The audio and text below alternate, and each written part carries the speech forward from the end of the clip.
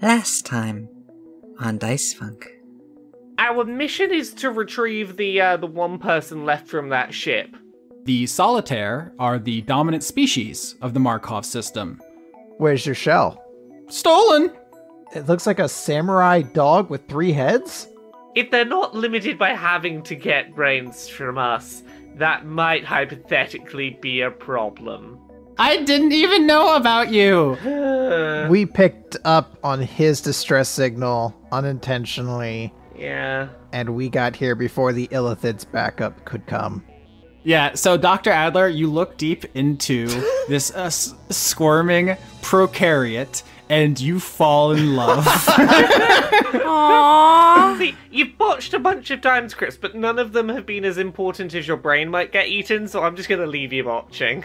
And if our interest is in creating peace between the two species, we provide the research in sort of like a neutral soul system assisted way to the solitaire for them to perfect, hopefully, or finish this research and use that as an extensive sort of olive branch to the illithids.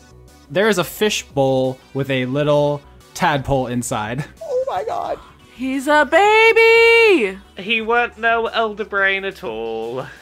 I guess we grab all the things we're grabbing from this planet and go off to try and form an alliance. Captain! Yes? Nautiloids? What? Courage points to the monitor, and you see there are multiple ships inbound on your position. Oh, are these the illithid ships? We need to go. Illithid! Nautiloid! Dangerous.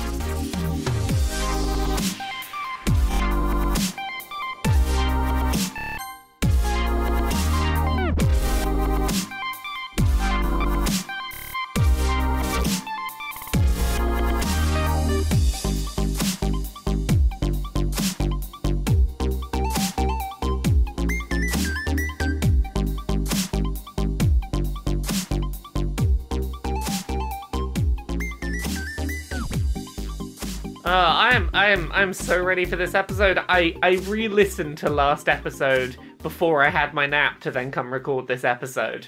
Mm-hmm. You know you're doing a good podcast when it's like an hour and a half and you can still listen to it multiple times after you recorded it because you're like, oh, this slaps. This shit slaps. It fucks.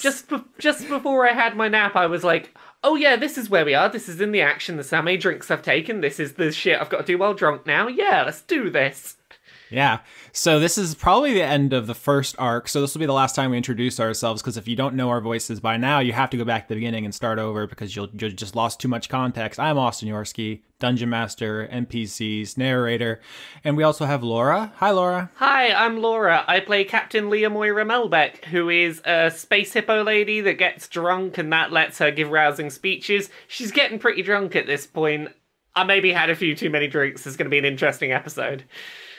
I'm Lauren Morgan. I play Sasha Grier. She's an owl with hands and wings, and a person, not just a regular owl. So I guess legs. She throws up them bones sometimes. Yeah, sometimes she throws a bone. It's cool. She loves Mothman and books. And that's it. It's just us three. You're doing a triple podcast. I didn't know if Chris was going next or if I was going next. Chris Larios. I play Dr. Olivia Adler, Esquire. Oh, she's an Esquire now. Yeah, I'm trying to add more titles slowly to this character so that they become more title than character. As long as you don't add Captain, you're good. She can be the Honorable. That's considered mutiny. No joke, I spent some time today worrying, like, oh no, what happens later in this campaign when someone tries to mutiny me? Oh no.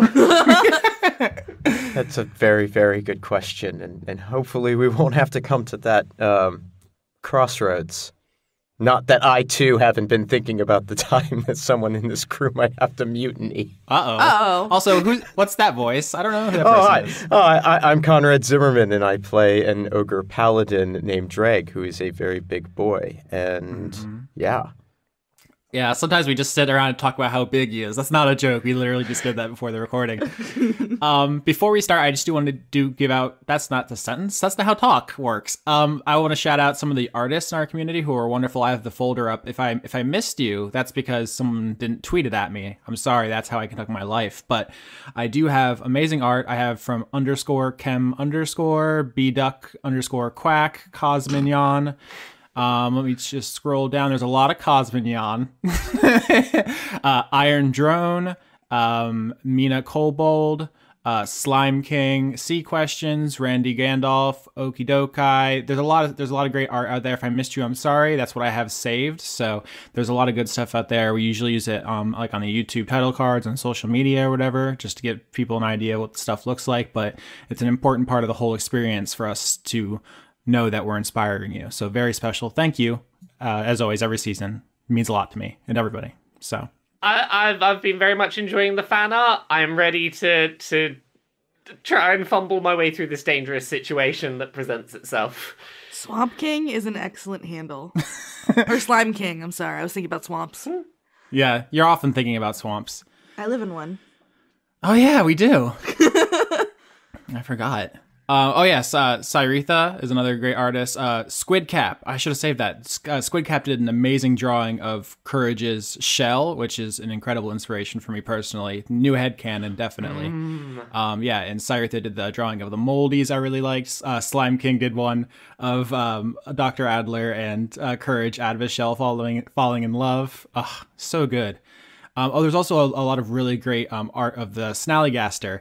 At Gojira's Ghost on Twitter did one in Kerbal Space. Was it Kerbal? Kerbal Space Program. Oh, Kerbal Space Program, and it flew. Somehow. I can't make a thing that looks like a spaceship fly. I'm trying to remember the other one that was done in. Someone did a Snallygaster in Spore. That was incredible. I gotta find that. I remember seeing that, yeah. Yeah, it was Randy Gandalf. I did give credit for that. Yeah, that was the one that was done in Spore. Incredible. Kyra does art. Great stuff. Echo at the Moth Prophet and at Jubilancel, WIP Witch on Twitter. So there's probably more. That's just the stuff I have in front of me. I'm very bad at notes. Thank you very much. Let's talk about the danger that Captain Liamoira Melbeck is in right now. Yeah, let's talk about where I'm at. So my conduit of spirits power that runs off that exhaustion table. I had 7 drinks so far this adventure. So currently, I have disadvantage on ability checks. My speed is halved. I've got disadvantage on attack rolls and saving throws. The next drink I take will halve my hit point maximum.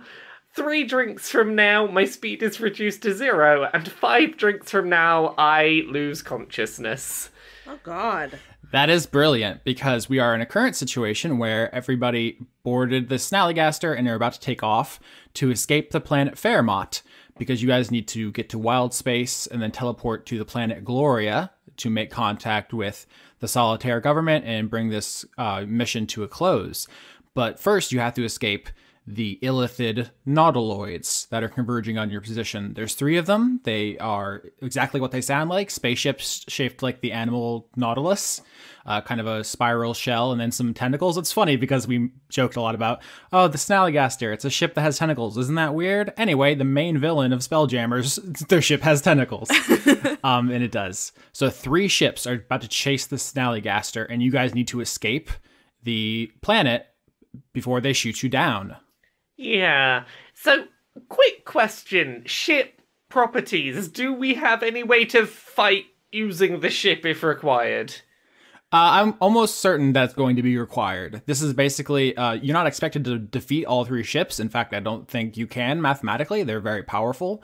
But if you hold them off long enough to escape, then you will have won this encounter. Okay. If you guys are ready to man your battle stations, we can roll initiative.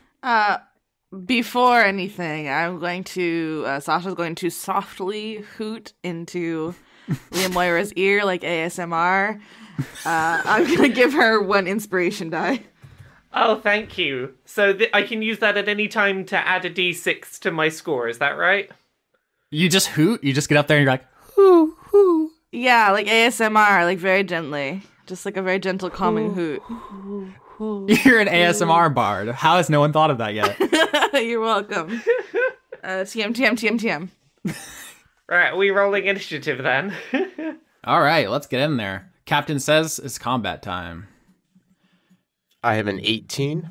I rolled a 14. I have an 8 on initiative. 19. Awesome. 19 also. Also awesome. All right, so actually Sasha goes first. Fuck! And then illithids, and then Dregg, and then Dr. Adler, and then finally the captain. This is great. So there are a lot of different ways to do ship-to-ship combat. Spelljammer has a bunch of rules, too many, in fact, to implement in an audio show. So what we're going to do is just roll as if this is normal combat. There are 3 enemies, these 3 ships, and you guys will attack them using the same attacks you would do if this was on foot.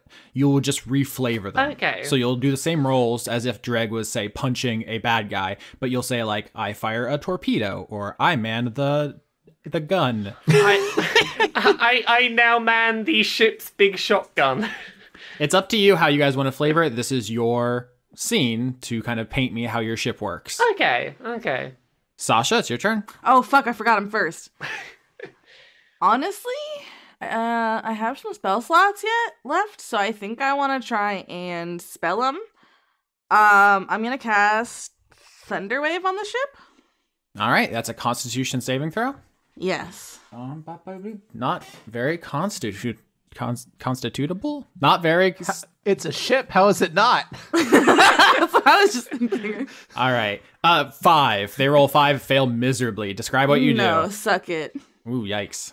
So I cast Thunderwave on the ship and do a big boom. I like to think it rattles. Its tentacles go everywhere. And also it's pushed. Oh, it's only 4 damage, but it's pushed 10 feet away. Oh, nice. So 3 nautiloids begin pursuing the Snallygaster as it takes off.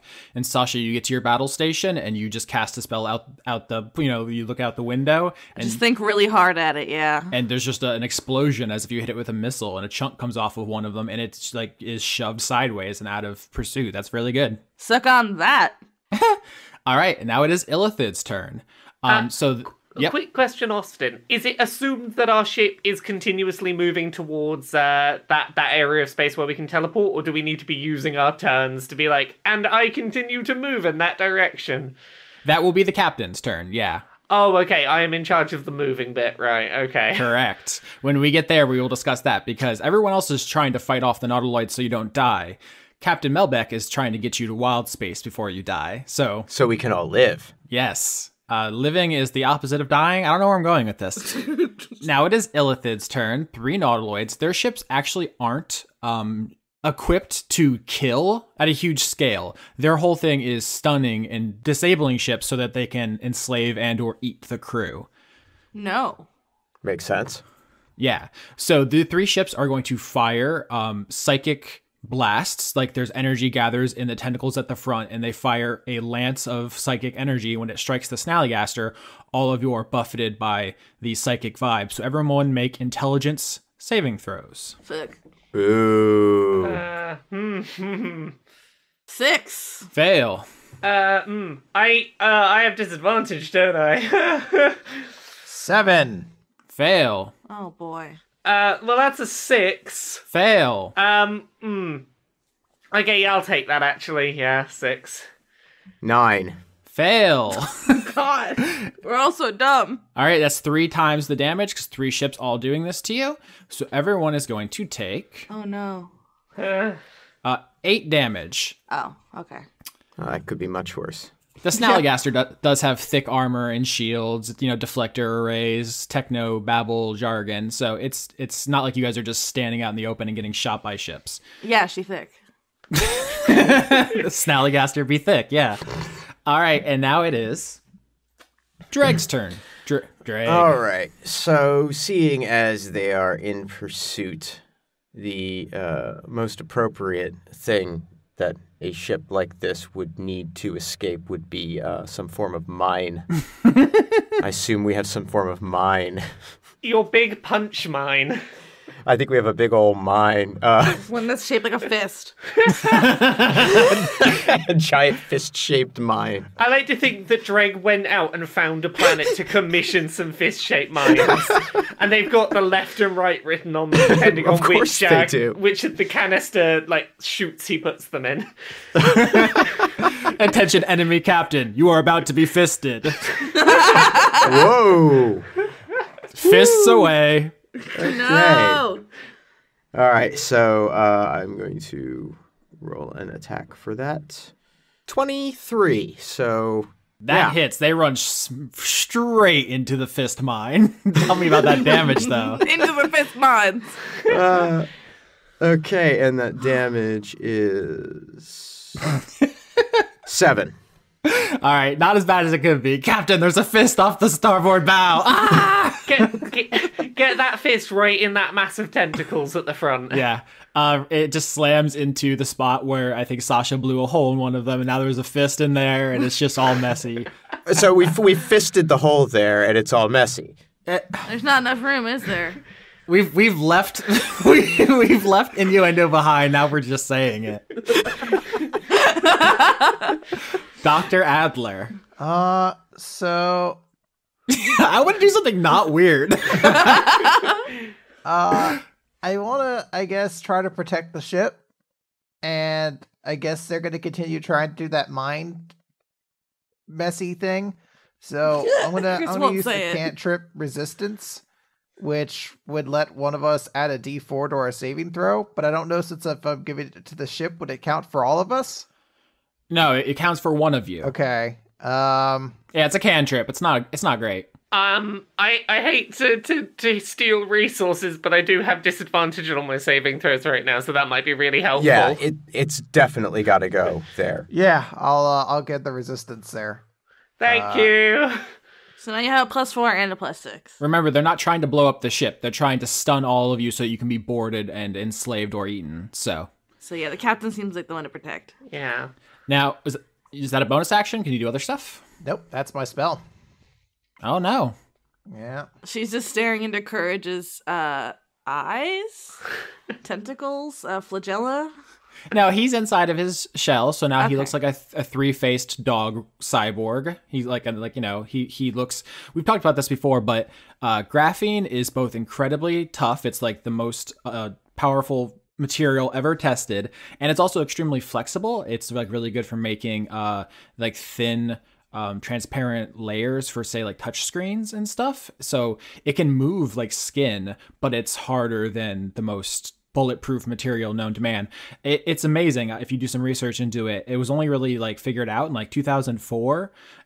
Around that time, it was, this is going to sound fake, it was worth $100 million. Dun, dun, dun. Extremely Dr. Evil voice. Per square centimeter. Yikes. Whoa.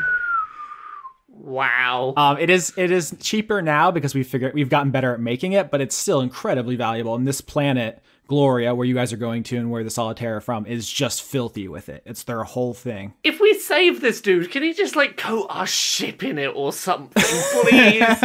Give us all suits of armor. I was literally just imagining in my head the conversation I was going to have with Courage later about making my own shell. That's definitely a conversation worth having. I just want to say that Sasha does buckle Objectives' fishbowl up. Mm-hmm. Yeah, he's flitting around inside of his little aquarium. I gotta protect the baby. Thank you. I am very fragile. Because you're a baby. I am many years old. Baby. I think Courage probably takes a battle station too. I didn't have him take a turn, but what kind of weapons do you think are on the ship that he could use? A giant katana arm. Attached to the side of the Snallygaster? Are you guys high? Well, one of us is. What if one of the tentacles is like a big... No. No, that sounded stupid. I'm sure that there are standard issue lasers, Lasers? you know, Yeah. on that sort of We wouldn't just have ridiculous defensive systems that... It's probably better than what I was going to suggest, which is that the tentacles were going to, like, aim at the ships and just spray stuff at these ships that already have a hole in them and with a fist in it. They all have optical apertures on their tips and they fire their own lasers. We can't be like this. This can't be the show. Yes, they can! Tentacle laser. Fire the tentacle lasers. Can lasers be shaped like swords? You guys are goofs. All right, fine. Courage, I'm going to say on his on the NPC's turn, he did fire a volley, so I'm going to roll for that now. 24, that hits. Suck it.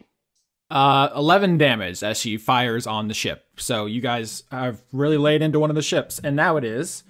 It's my turn. How we going to do this, Austin? This is great. So what you're going to do is make a vehicle proficiency check. Okay. Just like a death saving throw, you have to succeed 3 times to escape into wild space. Okay. Oh, fuck. If you fail 3 times, you guys get shot down and you all die.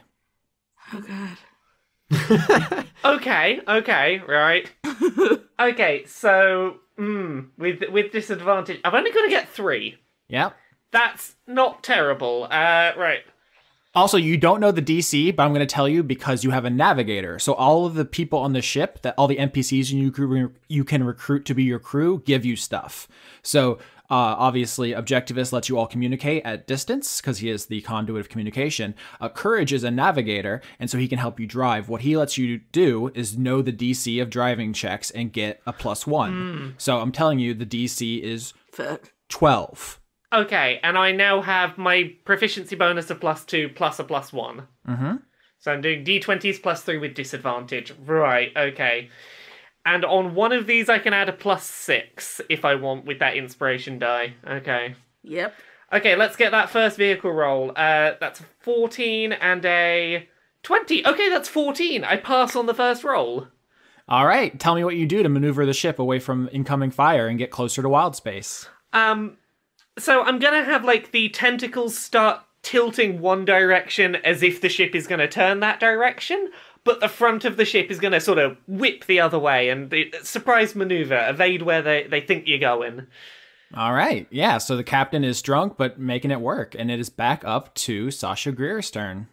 I think I know it's repetitive, but I really like that I can push them away, so I'm gonna try to Thunder Wave with my last first level spell slot. Mm-hmm. A different one. A different one? Because that one's been like, I want to start kind of chopping them all down. I want to say that the one you've pushed back, if you push it back again, it's going to be too far out of range to catch you. So you could just take that one out of this. Oh, never mind. Suck it, ship over there. Constitution saving throw. Botch. Oh, sniggity snap. Oh, that ship's got to crash into another one on its way now, I reckon. I think so, too. Yeah, so you just blow the front of the Nautilus off, Sasha, with your mind, or was it with your sitar? Sitar, yeah. I just shred some cool shreds. What kind of shreds? This is a good moment. Tell me about your shreds. Okay, this is really bad because all I've been listening to are musicals. So I don't know who's listening to the Book of Mormon soundtrack, but in Spooky Mormon Hell Dream, there's a really good guitar riff played by the devil. Yeah. So okay. I riff the riff of the devil. You devil riff the nautiloid in half. You blow off the whole front deck of it, and it starts careening towards the planet, and a bit of shrapnel hits one of the other nautiloids in pursuit, and it's going to take half of the damage you did, so it's going to take 6 as well. So you took one of the nautiloids out of the fight, and you damaged another one. Damn. Sasha's gonna squint at it and go, "Eat shit, motherfucker." All right. That's such a good visual.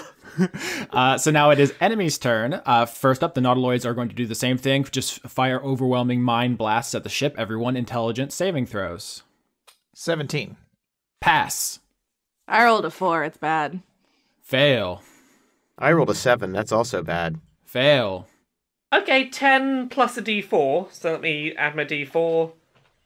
Plus 4, 14. Succeed, thanks Dr. Adler. Saves you from getting blasted. Thank you. Thank you, Doctor. Yay. Oh, really bad roll. All right. So the people who failed take 3 damage. Everyone else takes 1. Just 1 damage. And then Courage is going to fire his laser because it's NPC's turn. Crit! Wow. Yay, Courage. The Snallygaster's not fucking around. Oh. Yeah, we are. I said at the beginning of this adventure, we are good adventurers. We are competent. Because you said it. It's true. All right. With a crit, that's 16 damage as lasers bombard another nautiloid. And it is now Dregg's turn. Dregg. All right. One nautiloid down, 2 pretty damaged. Well, then let's try to take out the one of the pretty damaged ones. Some more. Oh, that's not so great. That's an 8 on my. That misses. That misses. Boo. All right. So you release another fist mine, but this time they know it's coming and they maneuver around it. It's only a single fist, not a double. Dr. Adler. So who in the crew looks like they've been hurt? I have 8 health. All right. Let's put that out there. I think that's a pretty clear-cut case. What's Dregg at? 9. Oh gosh. All right. I'm gonna cast Cure Wounds at a 2nd level and give it to Dregg since he seems to be the one more likely to fail an intelligence check. Yeah, he has a negative. That is correct. So I will give you 8 health back. Damn. And I'm out of 2nd level spell slots now. So Dr. Adler doing her healing thing. Tell him, Steve Dave. That's not going to pick up on Mike. Anyway. That's why I want it to be in my heart and my heart alone. Captain Melbeck, your turn. Oh, so I'm doing another of those vehicle rolls. Mm-hmm. Okay, so D20 plus 3. Oh. Okay, that's a botch. That's a botch on the first dice, 19 on the second. I'm gonna use my conduit of protection. Conduit of spirits, wrong conduit. I'm gonna use my conduit of spirits to re-roll that botch. Yeah, because a botch in this situation actually counts as 2 failures. Yeah, according to... And even if I added a d6 to it, it would still be a botch plus d6, so... Yes. Now, just to check, is this another threshold too? Yes, it is. My hit point maximum is gonna get halved. Oh, no. Now, I have never had a hit point maximum halved before. What does that do to my current HP if my current HP is above the new... It can't be above the maximum. Okay, so I'm not like that much lower than my new max. I just go down to the new halved amount. Yeah. Make sure you keep the maximum HP you actually have on your sheet somewhere so you don't lose that. Yeah, no, I'm keeping that recorded. So I'm currently down to 13, and that is my maximum. Oh god. Let's try re-rolling that botch. Okay, that's Not a botch. Not a botch. Not technically a botch. So here's the thing: even if I add the number to it, it's still that d6, and it's a 6. I'm still not gonna pass this check. I'd save your d6, yeah. I'm doing one more reroll. Oh. I don't get another punishment yet. I'm doing one more reroll. Oh. This is what it's all about. 17. All right, Captain Melbeck, you once again maneuver in such a way to get closer to wild space. One more success, and you guys escape. I am at I'm at 9 drinks out of 12 is where I go unconscious. Is there a new thing? No, nothing new for 9. But if I hit 10, I won't be walking anywhere. My legs will just turn to drunken jelly. In my mind, she's wearing one of those hats with the 2 bottles on either side of the head, the straws going into her mouth, and she's And it says number 1 captain. holding onto the wheel. It's one of those, but instead it's like the Star Wars helmet that they wear in the spaceships in the run through the Death Star. But it's where the microphone would be that's like to talk to the other ships. That's where the straws are for me to drink. It still says number 1 captain. It says number 1 captain, number 1 fly girl. All right, Sasha, it's your turn. What do I want to do to these scrubs? I want to use a harpoon because I think it'd be fun. So I'm going to say we have a space harpoon. Okay, so I just want to make sure you do realize the point of harpoons is tethering 2 things together. Yeah. Yeah, I guess. I mean, that is what they're used for, but I just like puncturing things. Whoa, hold on. Can he just fire giant, like, space arrows? Yeah. It's your decision. You can say you cut the line and just fire out the actual harpoon part of the harpoon. I just want to make sure that we're clear on what's happening.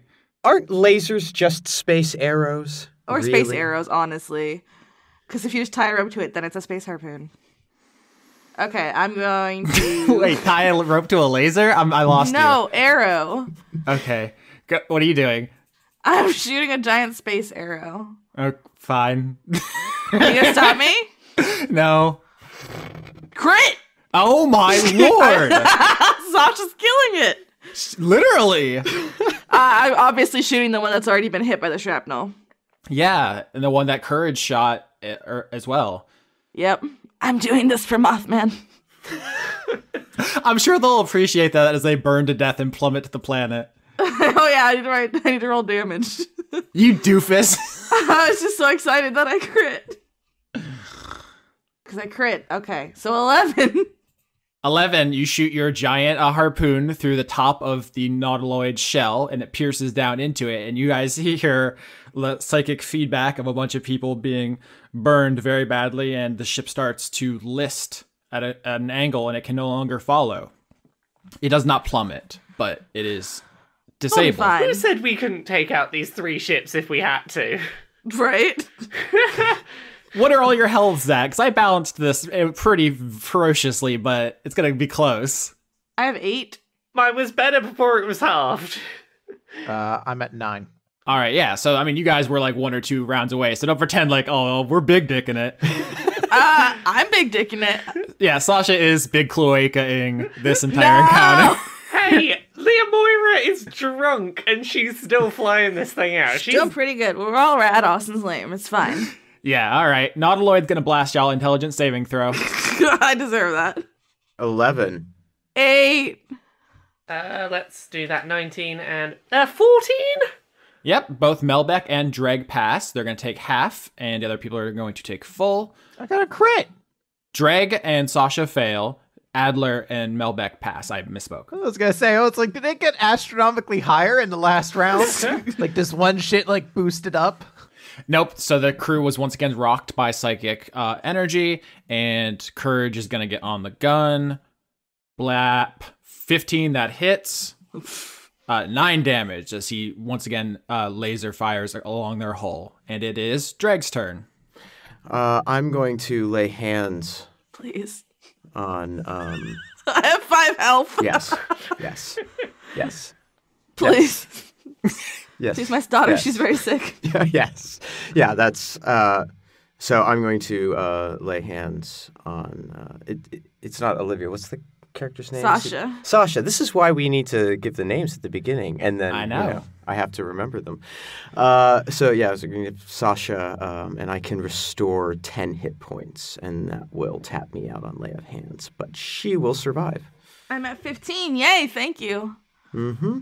Yep. Sasha almost died, and Dregg with his big meaty paws brings you back, and now it is Dr. Adler's turn. I don't really know what to do now.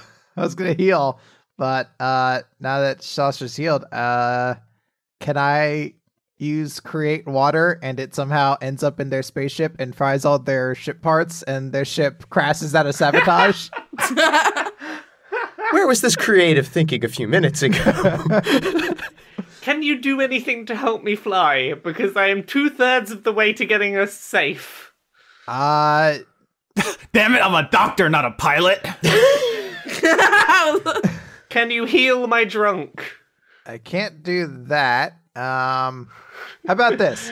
What if because I can use a mage hand. What if I cast like mage hand and I use it to help give Liamoira a steadier hand on the steering wheel?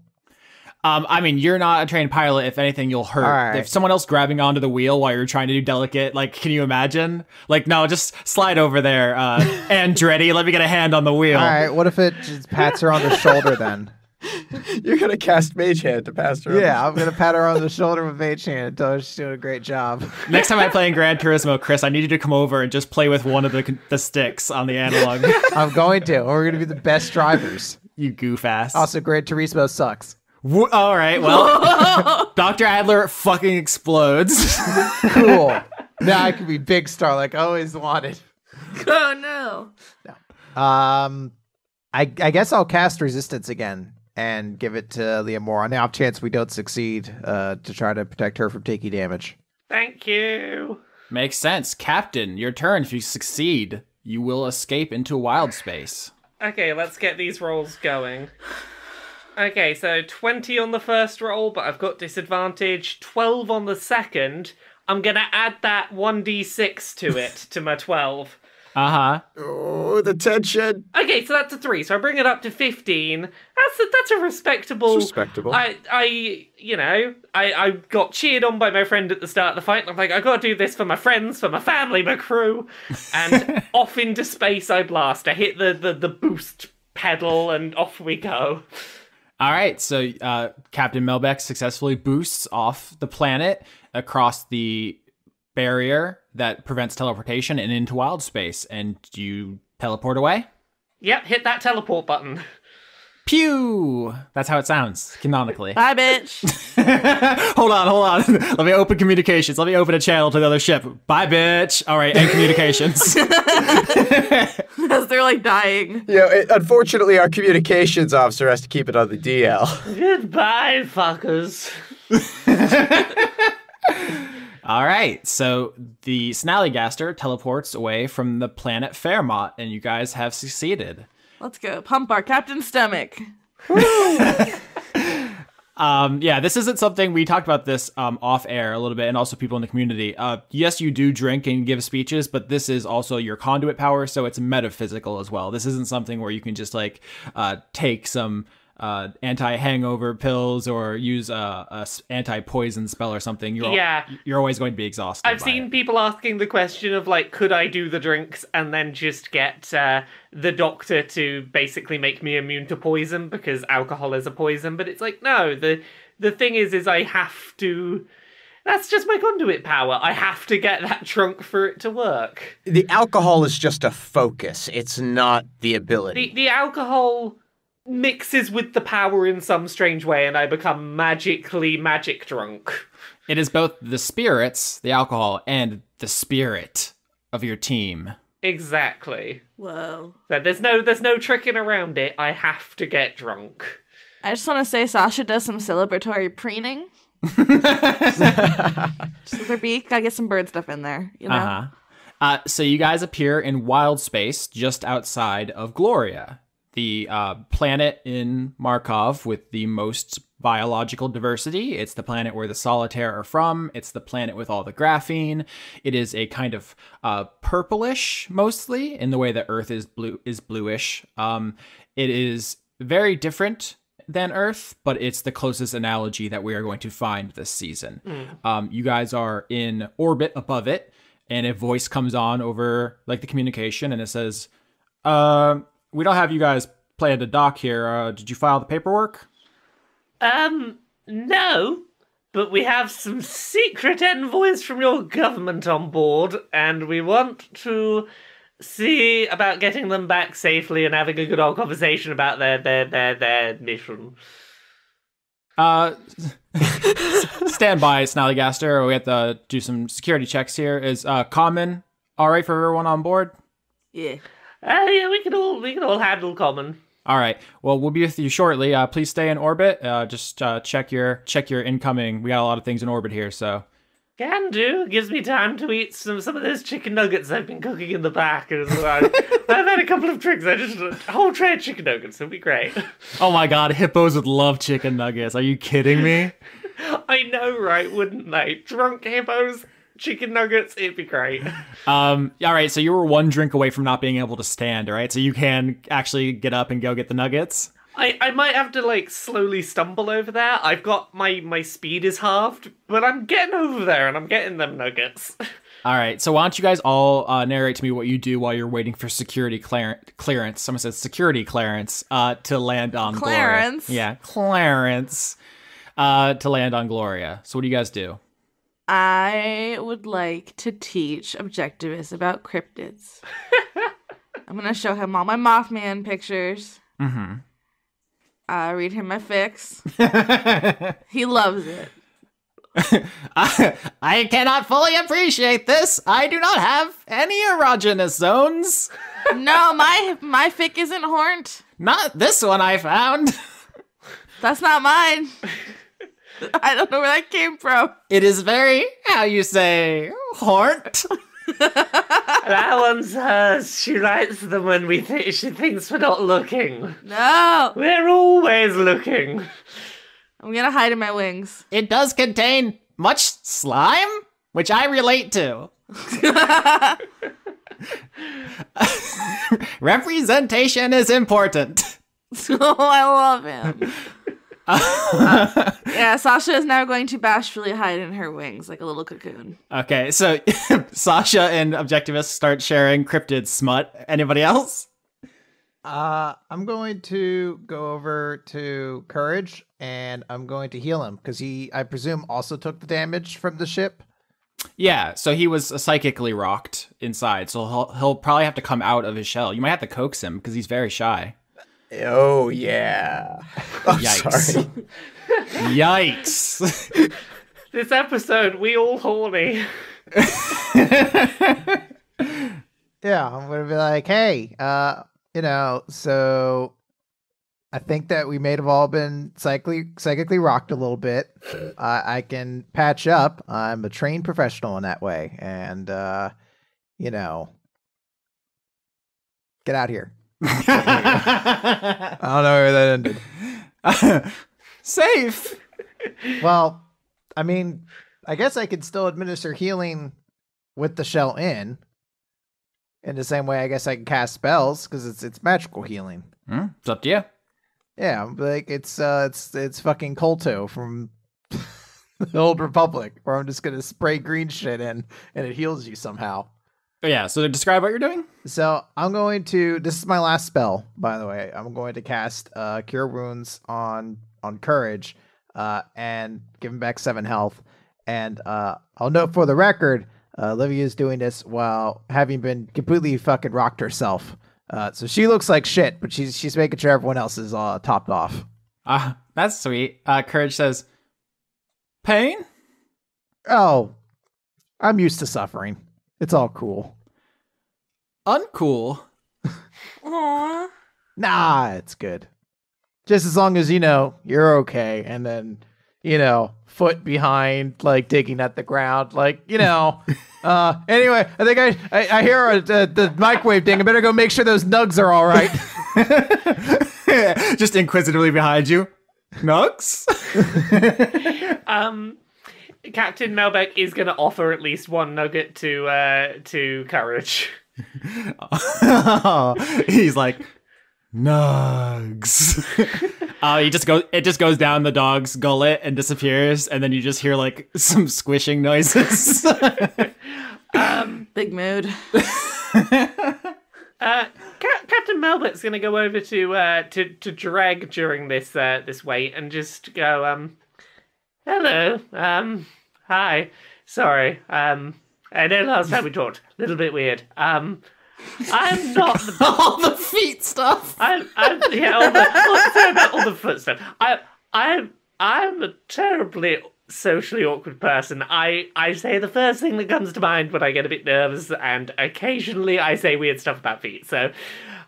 sorry about that, and thank you for how wonderful you are as a crew member in a truly professional and friends if you'd like to be manner. You are very drunk. I am very drunk, but I did stop your brain getting eaten, so I think that justifies my drunkenness. You should lay down. Sasha passes her a blunt so she can get crossfaded. No. I would lay down. But if I lie down, I can't eat the nuggets. Nugs. I will lie down when we're done. I can still walk. I'm still on my feet. I'm still ready to do diplomacy. Oh no. I'm still ready to be here if someone's brain's going to get eaten. But yes, I appreciate your help, and I apologize for any awkwardness. I am a socially awkward person at the best of times. Dregg is looking around the room for the first time and realizing the situation that he's put himself in. Despite having traveled with them for God knows how long, it's only at this moment he realizes how dire his fate is. Oh no! I'm trying to build bridges. Oh no! He's looking at Olivia and just like, okay, some hope. Rude. I did just Shrek like a bunch of ships, I just want to say. I stopped Dregg's brain being eaten like 4 times. Yes, you did. You're terrifying. What do I roll to try and Kobe some chicken nuggets into Liamoira's mouth? Sleight of hand. What? Okay. Good, it's not athletics. Alright, so I'm gonna pop my little noggin out of my wings. Hey y'all, I'm back. It's me. 13 to toss those nuggies in there. Does that hit your AC? I have a high AC. I've got a 16. Nope. I'll yeet, and it's just gonna bounce off her snout. Just yeet some nugs on that snout. Leonoira's not ashamed. She's drunk. She'll eat that nugget off the floor. It's a waste of a good nug if you don't. Yeah, she'll eat that floor nugget. 5-second rule. Can I take the nugget away? Can I like use my biotic hand to take the nugget away? 9 nuggets. You see what I'm talking about. Hey. We just had 2 new foreign aliens into the ship, and now we're eating nuggets off the ground. After leaving the radiation death planet. Waste not, want not. We're all about to do a great feat of galactic diplomacy. No judgment from any of you. We're doing fantastic. I'm gonna eat another nugget. All right. 23! All right, you sink that one. Buckets. Kobe! Nuggets eaten. The captain gets back into her seat and goes, right, I'm going to be professional again now. Sorry, everyone. Here we go. Right.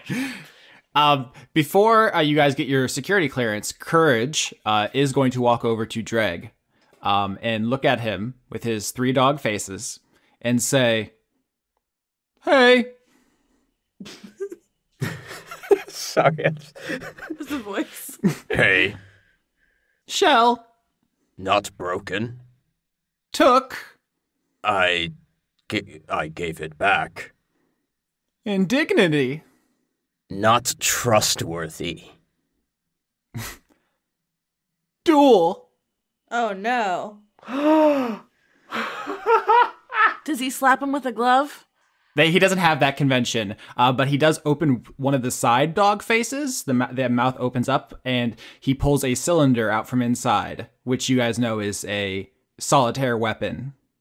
I am going to attempt to use my persuasion to suggest that perhaps that is a poor idea. And perhaps the fact that he has the shell at all indicates respect at this point. That's a 19. That is very good. He is going to use his conduit of courage to inspire you with courage. In battle, this lets you resist the effect fear, but as a role play, he wants to inspire you to have the courage to accept his duel to settle this matter of honor. This is a friendly duel. He's not trying to kill you. This is just to prove something between you as warriors. Okay. You don't have to. I'm just saying he is magically attempting to goad you into this. Do it. There is no honor just in battle. Did it. Battle is for life. Life. Keep. Exactly. Dignity. Demonstrate. Dignity pointless. No. He thinks about that for a moment, and then after some consideration, he nods and he says, culture, respect, and he puts the cylinder back in the dog mouth and it closes. Then Dregg just nods.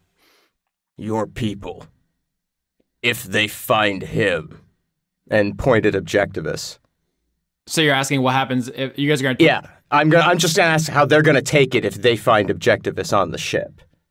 Important. Diplomat? You can sell this. He gestures at like the whole crew and says, "We." We're all goodwill ambassadors. At this point, the voice comes over the tower and says, Captain Melbeck, you're cleared to land in 10. We just gotta wait for the Drift Park to orbit past, and then you'll be clear." Thank you very much. That gives me time to finish my chicken nuggets. You've been a darling, dear. And out the front of the Snallygaster, Captain Melbeck, you can see a space station orbiting between you and Gloria. This is Drift Park.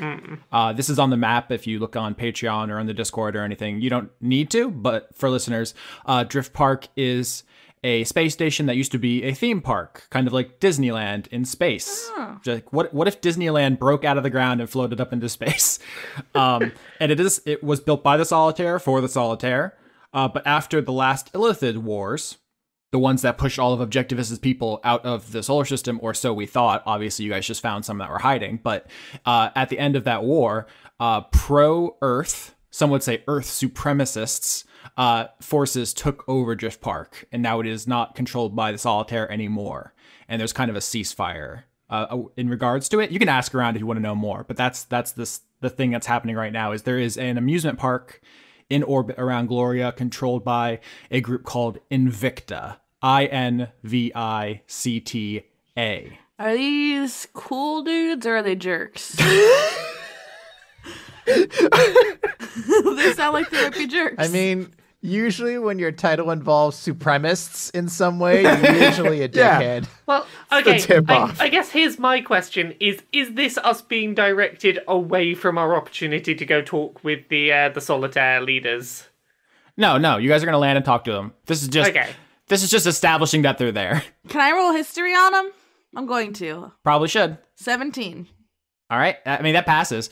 So Invicta started as a veterans group, like veterans of the Illithid Wars. There are many veterans groups, like in real life. It's not a unique concept. But eventually they became, some would say, radicalized to think that it's not enough just to beat Illithids when they attack. They just need to be exterminated. They're too dangerous. They're evil. They're slavers. They're monsters. They just need to be killed. Oh, they are not cool dudes. So Invicta rejects pretty much anyone who wants to deal with the Illithids, and they have taken over Drift Park to have a kind of base in the solar system to fight the Illithids if they come back. So yeah, they would say, if you ask them, they'd say, oh, we're pro-Earth. And a lot of people agree. That's a popular position, that Illithids are monsters. Imagine if an Illithid killed your family, or if you served in the wars and you saw the way Illithids kill people. It's horrific. So it's a pretty actually popular position. The Solitaire government doesn't love it, because someone took over their thing, but nobody was harmed in the takeover. They were all ransomed for graphene, you imagine. But yeah, I mean, they are dangerous, they are armed, but they are actually kind of popular. So it's kind of a trade-off there. I'm not trying to hide the fact that these people will fight you if you fuck with them, obviously, but they aren't going around, they're not marauding, right? Yet. Okay. I'm gonna get in the chair and hold Objectivist in my lap, and he and I are gonna share a chicken nugget. I'm just gonna tear off little pieces and put in this fishbowl. I do not eat this chicken nugget. Try it. Yum, yum, yum, yum, yum. Mmm, proteins. Yeah, exactly. Protein. Protein. I love that the main thing we've learnt this episode is everyone in space likes chicken nuggets. It's a universal. We solved the whole problem of everything. There's no species that doesn't like Elephants nugs. just eat chicken nuggets now. All right, so as you guys are given clearance to approach Planet Gloria, you guys do pick up a transmission from Drift Park. There's like transmissions that go out. Some would call them propaganda transmissions. Some would say news.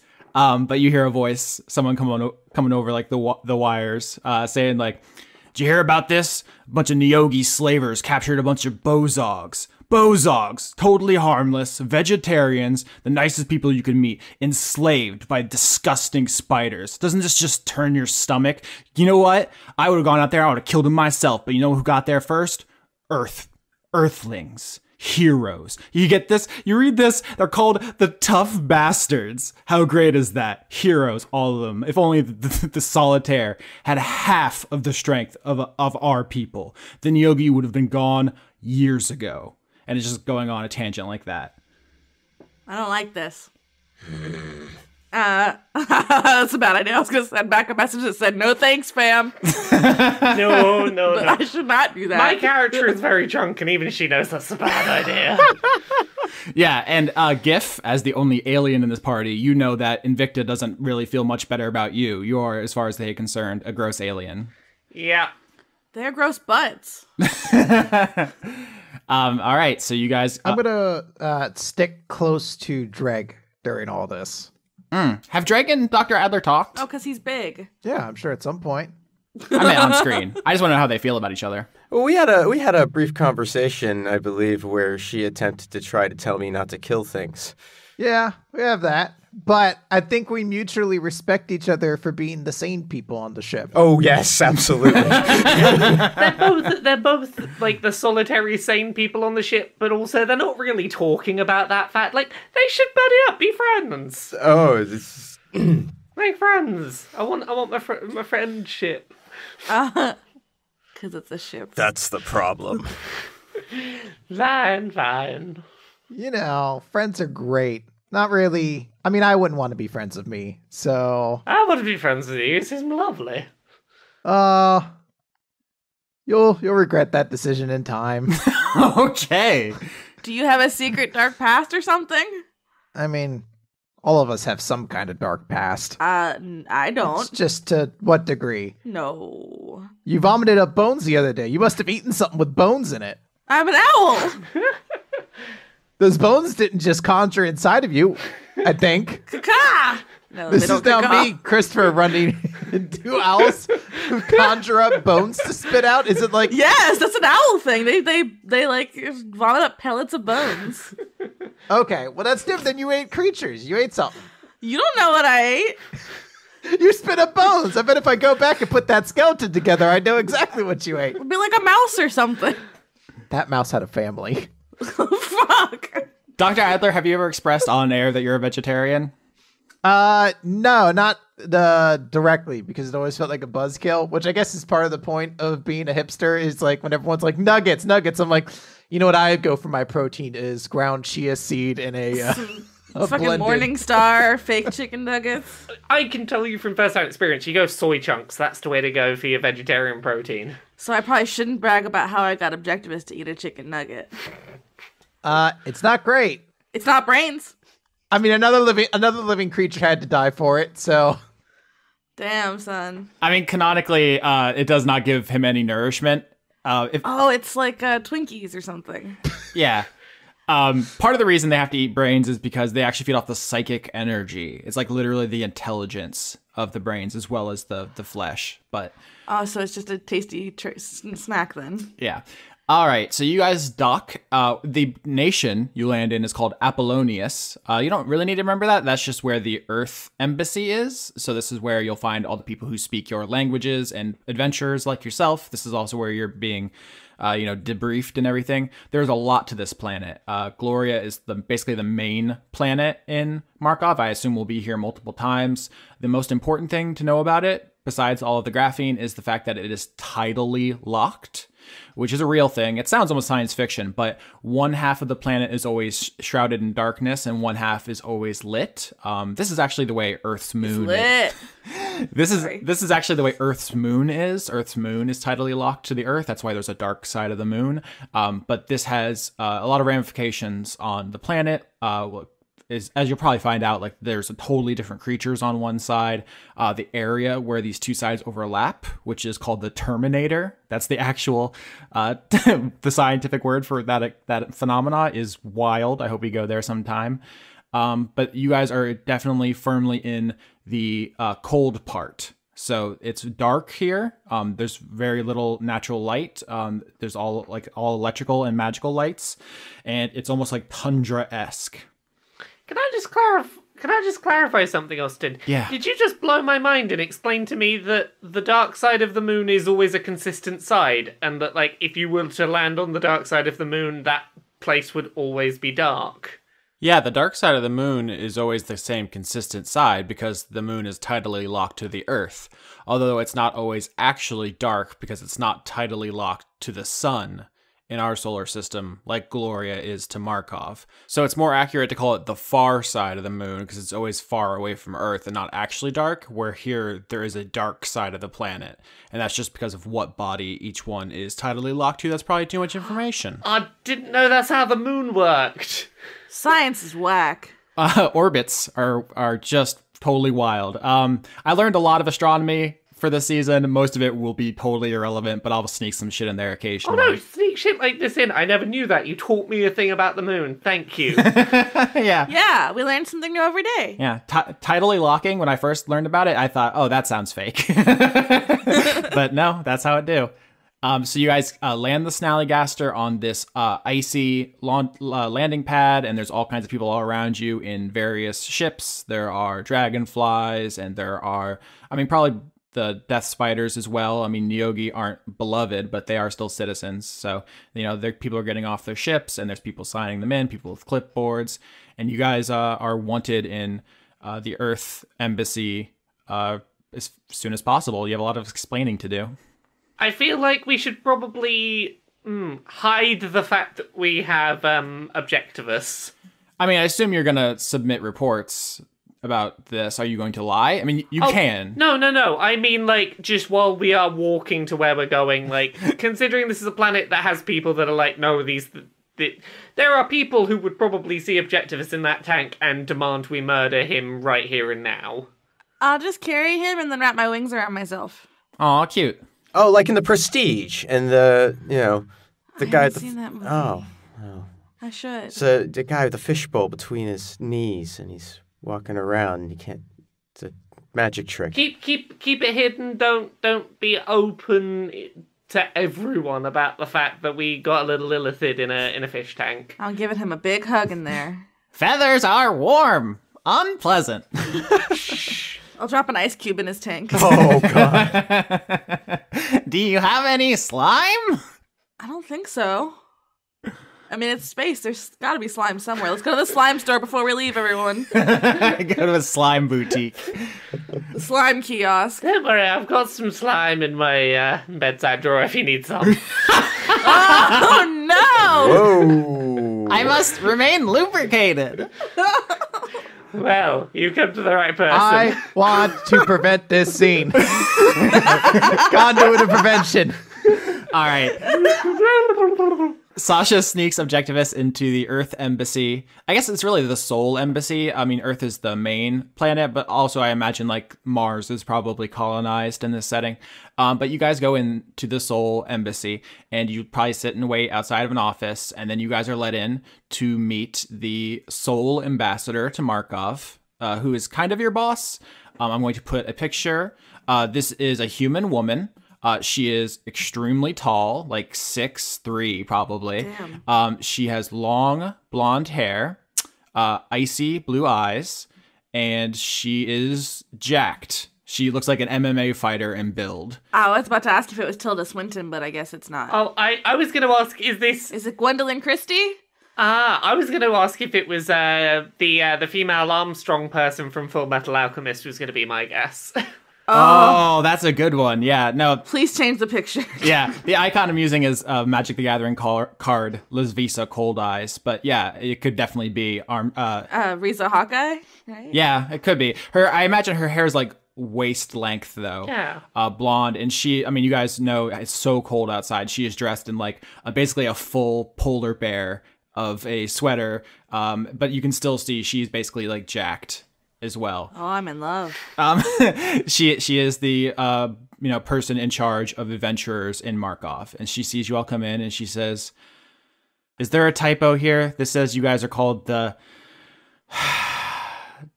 Tough Bastards." Yeah, cool, right? Yeah, it seemed a fantastic idea when we were throwing names together in the couple of minutes before we had to register and lock down that name. I imagine the solitaire thought it was a metaphor or something, bastards, without a home, without family, because you're so far from Sol. Yeah. Yes, I'm going to say that was a deliberate thing.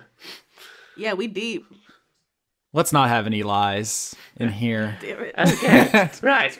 No, on the... All right, so I put the name of the Golden Girls into a Wu-Tang generator. The Golden Girls are canon in Dice Home universe. That's what this establishes. Yeah. She actually takes off like the huge polar bear jacket, and you see she's wearing like a button-up that looks like someone was like, you have to dress formal. You're the ambassador to an entire solar system. And she was like, no. So it's like rumpled and it doesn't fit right. It's like literally her biceps are like too big to fit in the sleeves. Oh, that's what I was about to ask. Oh, it's so good. She looks very tired. She has like dark circles under her eyes and like a thermos of coffee. And she says, so in your preliminary docking reports, it says you have, well, this can't be right. Something to put an end to illithid aggression in the solar system? Is this a solitaire prank holiday, or...? No, we're hoping we have a legitimate solution to a problem here. Here's the very short version. You know that inhospitable radioactive rock that's a little closer to the sun? Well, there were illithids there. There are illithids in the system, in the Markov system. That's probably a thing you should know. Don't know exactly where they're based, but they are definitely within this system. There are illithids there now. Oh, indeed. Don't know how many of them are alive still, but we took a few of them down on our way. I mean, Sasha did. So yes, we have an illithid with us who has been researching methods of illithids not having to eat brains. That is where we are at right now. Illithids are in the system. We have one here, and we're hoping to, rather than this research be done by the illithids out in some corner of space where we have no idea what's going on, our suggestion here, along with the solitaire, is can we find some way to get this research done in a place where we're monitoring it, where we can keep tabs on it and we can sort of ensure that it's used in the right ways? All right, so I think actually at this point, like there's some like off-screen talking to fill in all the details and stuff, so we don't have to go through it and bore the audience. And she leaves to go talk to some other people in the government. I keep saying solitaire government. Obviously, this planet is covered in all kinds of different governments who work together. There isn't just one, so it's more complicated, but we're streamlining it for radio. After a while, while she's gone, do you guys talk about anything? I'm gonna tell Objectivist to be on his best fucking behavior. Be a good boy. I do not understand the customs. What do I do? Don't act like you want to eat anyone's brains, mostly. So, lie. Yes, lie. Well, no, you're trying to come up with a solution for like tofu, but brain tofu, right? Earth customs, dishonesty. Got it. No, bad baby. Courage excuses himself at some point. He has to go check in with his like leader, because he was like basically a secret commando sent to exterminate the last illithids in the system, and he failed, so he has to go get yelled at, so he leaves. It turns out there were more last illithids than he may have thought. Yeah. So Courage says, bye. Are you coming back? Don't. No. Please? You were very, very helpful at not getting murdered by illithids as we tried to fly away. It's very useful. I think Olivia will be very sad. I think the captain should perhaps consider saying something. Yeah, persuasion. Yeah, can I do a persuasion to try and convince Courage to come back? No, you doof. No? What are you saying? He's gonna go and get his shit reamed. Yeah, it's not up to Courage. You would need to ask somebody important. Yeah, ask the ambassador when she comes back. Yeah. Okay, I see. Yeah, it's not up to him. Yeah. But as he goes to leave, he turns and says, Doctor? Yes. Goodbye. Well, I mean, so I want to mention something. We all have backgrounds and we all have features. Mm-hmm.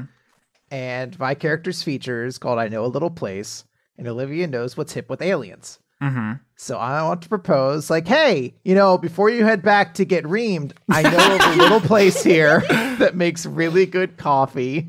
Would you like to go get some before you get reamed out? It could take some time, whatever. Yes. Okay. So Dr. Adler and Courage are going to go on a date. Yeah. That's the content I crave. Yeah, I think that's what's happening. All right. So Dr. Adler leaves with Courage. Do they hold hands? I don't know. Do that? That's up to Dr. Adler. I don't even know if Solitaire have that custom. No. If it's up to Olivia, no. Okay. So they leave. After a while, the ambassador comes back. I don't think anybody asked her name. It's Ambassador Jacqueline. Okay. So she sits down. She actually comes back with another solitaire. So this solitaire, once again, they're always in their shells. You will probably never, ever see one out unless it's like critically wounded or, I don't know, sex. What the fuck? So this solitaire is just a snarl of limbs. There's legs. So many leggies. There's legs, there's arms, there's pseudopods, there's tentacles, there's things you've never even seen before. It was as if this thing thought, I need to be adapted to deal with as many species as possible, and limbs are an expression of the way that species interact with the world, so I will have all of them. That seemed like a bad choice. So what you're saying is that they can fist pretty much any species. Oh! Yes. So this solitaire, which can fist any species, is known as... Come on! It's known as respect. Yeah, it had to be.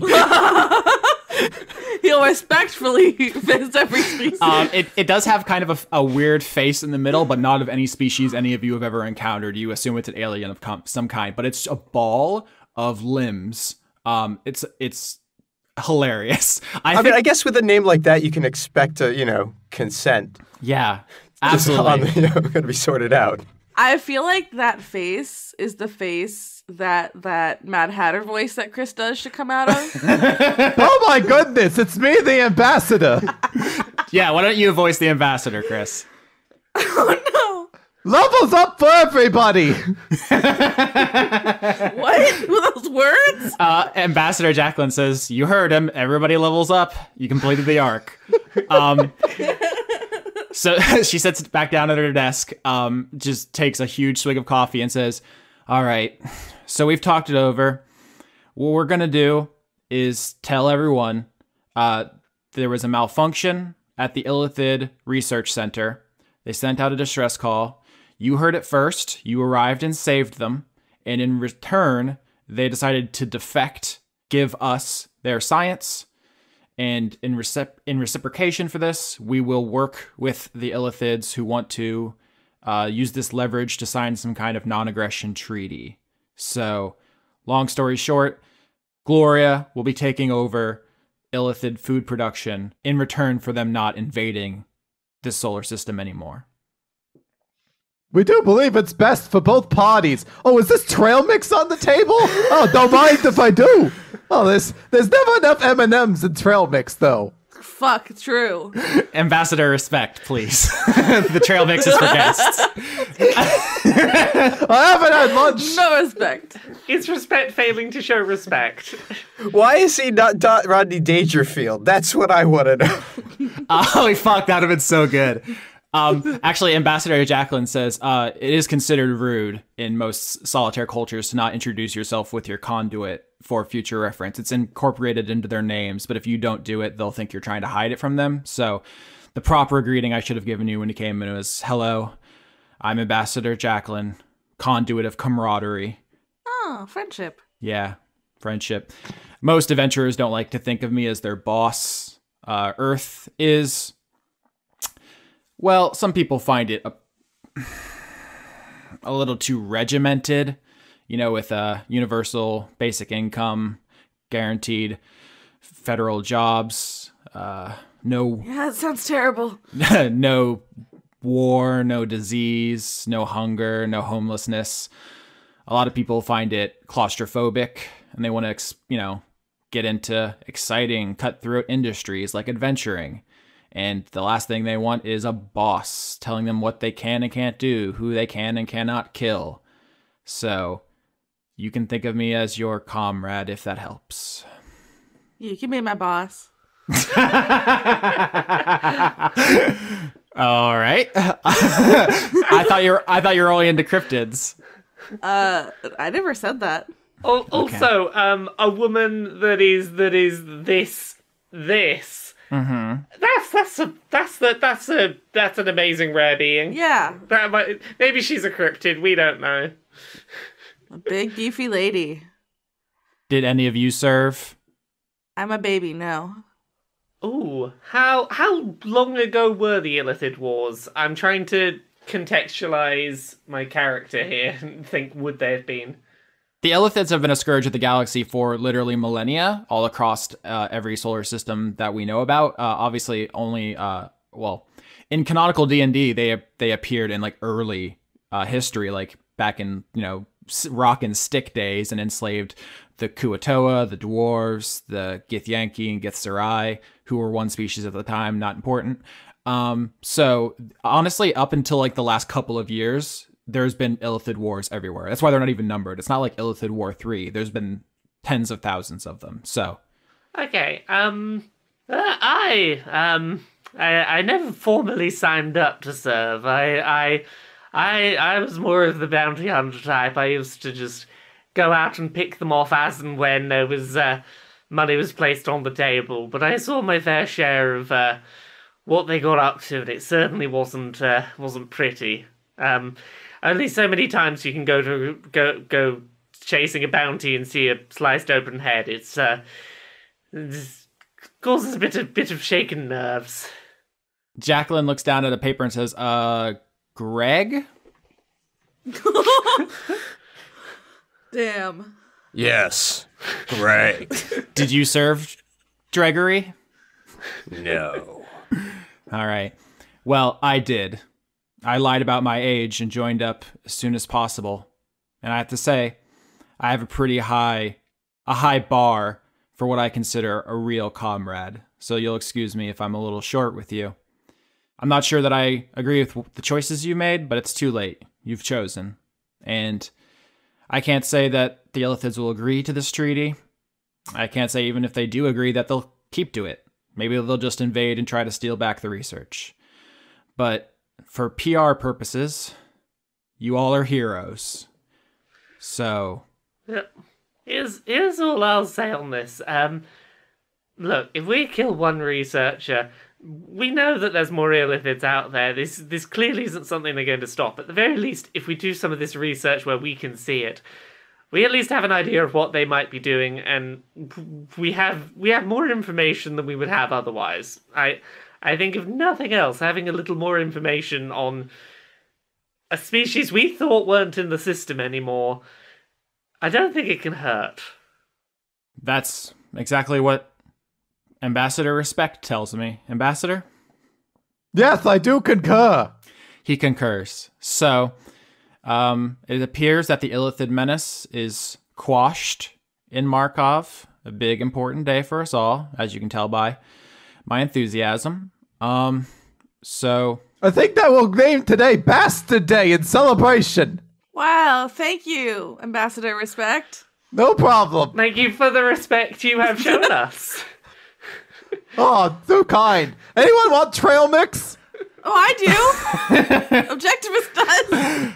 All right. What are you planning on doing about Objectivists and Courage? So, I'd like them to both stay on the ship, if that is an option. Please, I'm gonna cry if you take my son away. Yes, the Solitaire consider having Objectivists on planet to be something of a security risk. He could become a target for Invicta. We would not want that. And also, he still needs to find the proper species to hybridize with leeches. I don't know how much of this you actually read. We know we tried some moss things, I think. Some sort of moss, the moldies. The doctor's out. Yes, the doctor's the one that knows what's going on here. Yeah. So he was Objectivist. I'm sure you could explain it better, but all the Markov specimens are things that grow extremely vigorously, and the Earth things were things with multiple brains. Leeches most promising. They have 32 all throughout their body. So if we could have a hybrid species that grows very fast and is made entirely of brains, obviously would help end the hunger crisis. But we don't know what species that is. So it is my recommendation and the recommendation of the Solitaire government that you take objectives with you, and on your travels, try to find the Markov species that is actually going to bring this thing to a close. That might actually bring the illithids to the table. So the other person we'd like to take with us, we'd like to take Courage with us if possible. I would say you have to take that up with his commander, but that's classified. So I'm sure once his commander is done, well, Reaming him, he'll let you know if that's an option. That is unfortunately out of my hands. Ambassador Respect, do you have any insight? give him some trail mix. Yeah, as he's thinking, he's eating trail mix. And since he's just a spinning, like, selection of limbs, I like to assume that each, like, he's almost juggling them as he eats them. What? This is the deepest character you've ever created. I like to think that he's separating the trail mix out, and he's got the different components in different limbs. Yeah, each hand has, like, one hand has M&Ms, one has, like, raisins, because nobody likes raisins, one has peanuts. Hey, raisins are alright. I actually don't mind I raisins. love raisins. It's my favorite part of the trail mix. Really? Yeah. Why wouldn't it be? Chocolate! Okay. Well, I suppose if you want to have him along, you'd have to talk to somebody who has actual authority over them. I'm just a lowly ambassador, so, you know. Is that lowly? Actually, I'm very respectable, as my name implies, so I suppose I'm not lowly at all. You know what? Have him on your team. I give you permission. All right, let's cut over to Courage and Dr. Adler, who are at the hippest coffee spot in Apollonius. What is that? Tell me, Chris. Where'd you take Courage on a date? Okay, so it's got to be like hip and cool. So it's a very small. It actually doesn't have like a storefront. It's kind of just like a door in an alley that when you go inside leads to like a speakeasy kind of thing. But it's like the size of like a classroom, but no bigger. So it's really kind of small and cramped, but only people who know about it can get in. So, you know, only cool people are there. And they serve a lot of different kinds of coffee and beverages. And Olivia will know what's hip with solitaire and get a coffee for Courage like that. All right. Courage takes a big sip, thinks about it for a while, and then says, "Bean." Yes, it's made out of coffee beans. Delightful. Excellent. And I will raise a hand up to give him a high five. He puts his snout against your hand. Nailed it. I suppose I should offer, since I don't think I ever properly introduced myself. My name's Dr. Olivia Adler, conduit of prevention. Hello. Courage. So do I know how, in solitaire culture, are conduits kind of like things they aspire to and earn, or is it almost kind of like destiny that they just kind of end up with their name and that's what they do? So conduits are just a thing in this universe. It is an expression of your connection to one of the forms, capital F form, which is a force outside of the universe, which is pure expression of a single thing. They're basically think of them as gods, but more powerful and more pure. And all sapient life in this universe, because of the way it works, eventually becomes a conduit, and it's the thing you have a strongest connection to. So it's not something you choose. And it is possible to change conduits, although it takes a pretty large personality shift, usually something that changes someone's whole entire life anyway. This hasn't always been solitaire culture because there hasn't always been conduits. There used to be gods, and then gods died, and then, events happened. And so the current convention is that solitaire are not named at birth. They live, and this is actually something that happened in human culture for a while because infant mortality was so high. People didn't name children until they reached a certain age because it was it's going to die anyway. It doesn't matter. Don't get attached. That's morbid, but it's just true. And so in solitaire culture, they have the children for a while until they manifest a conduit power, and then they receive their name. And that it is usually something that you could tell from their personality because they have such a strong connection to it. So does that answer your question? Yeah, that's what I was kind of looking for. So Olivia's going to ask, so have you been a part of the wars long? Yes. Family. Serve. It's a family thing for you, eh? Illithid. Kill. Parents. Very sorry to hear that. Out of curiosity, if you hold this much animosity towards the illithid, how comfortable are you with the idea that we're proposing? Against. First. Reconsider. Friends. Trust. Oh, I love him. You know, I think it would be really helpful to have someone with you along with our team. Someone who knows the galaxy and knows the illithid and what it means to be in war. Navigator. Watch. Objectivist. Suspicious. I think Objectivist is a very good... Baby. I don't know what to call him. Tadpole? Yeah, that is... He's a very good baby. He is called a tadpole. This is something all of you probably know because the illithid wars are so famous, but if a tadpole, which is what they're called, is not implanted in a humanoid host to become a illithid proper, they can actually grow and grow and grow into something called a neolithid. This takes like 20 years. It's not going to happen in this campaign, but he will eventually become like a sea serpent size, like 120 feet long. My best friend. They become absolutely terrifying, but they don't really retain much psychic ability, which is the most important thing for illithid culture. So they're shunned. But if he is not put in the host, which is what will, that's what he wants probably, he will still live. He'll just become something else entirely.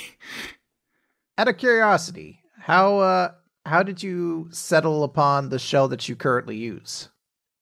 Hometown. Believe. Shell. Expression. Self. Soul? So you believe you have a connection to Soul and the good doggos that are there? Soul. Spirit. That's Soul, S-O-U-L, not S-O-L. Oh, okay. Yeah.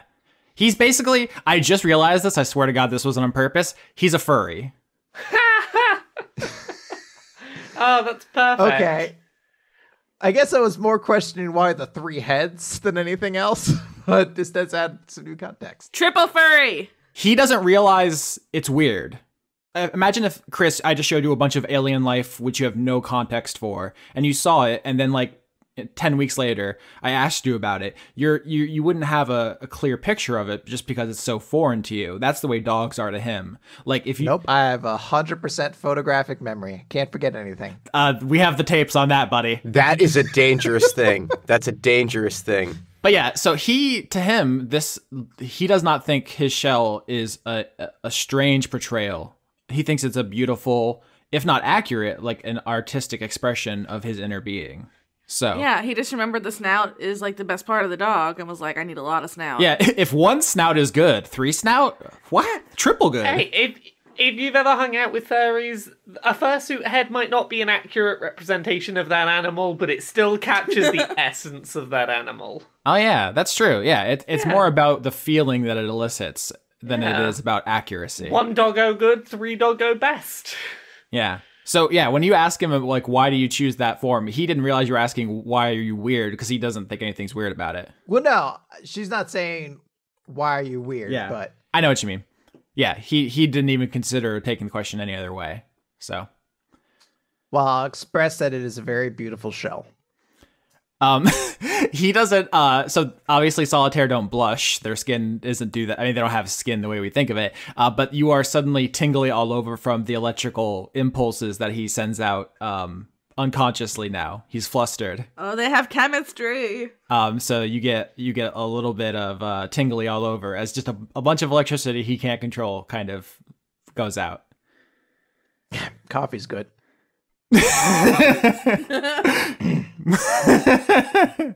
Bean. Delicious. Very much so. I just want to point out Austin actually talks like that about coffee. Yeah, that's just me playing myself drinking coffee. Not with the voice. I do just go, bean. He really does. Delicious. All right, so back to Ambassador Jacqueline. And obviously respect, the new most popular character. I'm here too. I ran and got some coffee and then came back. But it's not the good shit. I don't know what's hip with aliens. It's whatever. Who wants a mocha frappuccino? It complements the trail mix. All right, so you guys talk about what just happened and that this is the first step to peace with the illithids. All you need to do now is during your missions try to find the right animal to hybridize with leeches. Other than that, it seems you have diffused tensions. You didn't make an enemy of the solitaire. You didn't make an enemy of the illithids. You shot some down, but honestly, those people aren't going to be swayed, right? Like, those people are going to try to eat you no matter what. So actually, that's not as damaging to your reputation as you might think. They just have a different idea about combat. The only person who is mad at you over what you've done is Invicta. And when they find out, well, I guess you'll find out. They already don't like us. Fuck those guys. We didn't murder the spiders. We got an alien on the crew. They don't like us. We don't want the love of the supremacists. I mean, they wouldn't have liked Captain Melbeck no matter what, but if you actually listen to the program, they don't mention that there's a GIF in the crew. They just hear, oh, they're Earth adventurers, and they actually are hyping you up. They think, oh, you guys represent the strength of Earth. Were they hyping us up? Didn't they come? Yeah, they were. They were. Yeah, no, No, they were like, we would have, but wow, look at these heroes who went and we're saved getting them. hyped up by Fox News here. I yeah. misunderstood. I thought that they were getting shitty that we hadn't killed the aliens. That's why I was saying, no thanks, fam. Yep. Don't want any of your praise. Right now, Invicta thinks the tough bastards are awesome. They are conveniently ignoring and not telling their listeners that there's a GIF on the crew. But once they find out that you helped find peace with the illithids, they are going to be upset. So what you're telling me is that everything has gone, like, perfectly and could not have gone any better. Yeah. Oh no, Fox News hate us? Oh, that sucks. They can suck my entire cloaca. All right. So there's going to be a little, I don't know what you want to call it, an ambassador soiree thing after this, where we talk. Dinner party? Cocktail party? We like to call it box socials. All right. Do you guys want to come and shake hands and take your pictures, get put up on the Skellnet? No. Yes. Captain Melbeck is happy to, but she's gonna have to remind herself the whole way through the night, just don't accept the drinks that are offered. It's a trap. It's a bad idea. No. I think Sasha's gonna babysit her, and every time she tries to reach for a drink, I'm gonna slap her hand. I need to be able to walk home. All right, so after this meeting in the ambassador's office, there's just like a little party where people get together, people talking about the new peace and the treaty and stuff, and people are milling around. I think Courage probably comes back and says to all of you, "Fired!" No! Well, it's a good thing that you've just been hired by us. Navigator. Exactly. Welcome to the crew. Boy, do we need one. There'll be many, many chicken nuggets in your future. This is how it starts. So Jacqueline's in the corner. She has her giant polar bear coat back on, and she's just drinking. She has like a wine glass in one hand and a coffee in the other. She's just going to town. Obviously, Ambassador Respect is going around, just Giving everyone trail mix. absolutely fucking filthy with trail mix. Sasha's gonna wave at Jacqueline from across the room. Grier, was it? No, that's a kind of cheese. Did somebody say cheese? Shush, Ambassador Respect, please. I'm sorry. I don't mean to be un-PC. There's a lot of Aarakocra that come through my doors. So, What does that mean? you know, every planet has stereotypes, right? Like, people think of Gloria as the solitaire planet with the graphene. Yeah. People think of Earth as the water planet with the fish and birds. So it's like humans, we push ourselves to the forefront of politics and the news and so forth. But I mean, the planet's 70% water and tons of clean, clear skies. So really, merfolk and Aarakocra are the dominant players, as much as humans flatter ourselves. Oh, so a lot of, you've seen a lot more Cocra, I can't say my own species name, adventures? Yeah. I mean, Earth is 70% water, so I'd say it's probably 70% merfolk, and then probably 15 Aarakocra, 15 humanoid. Elves and dwarves and halflings and gnomes have all integrated into human culture pretty much seamlessly. Elves, a little less so. You know how they are. Yeah, but have you ever seen one as cool as me? I'm gonna, like, lean against the wall real cool. Just remember, I'm, like, 2 feet shorter than this woman. Yeah, can you give me a performance roll to impress her? 22! Holy shit. All right, tell me what you do. I lean against the wall, real suave, and I waggle. I don't have eyebrows. I waggle what would be eyebrows. Uh-huh. I just waggle my forehead.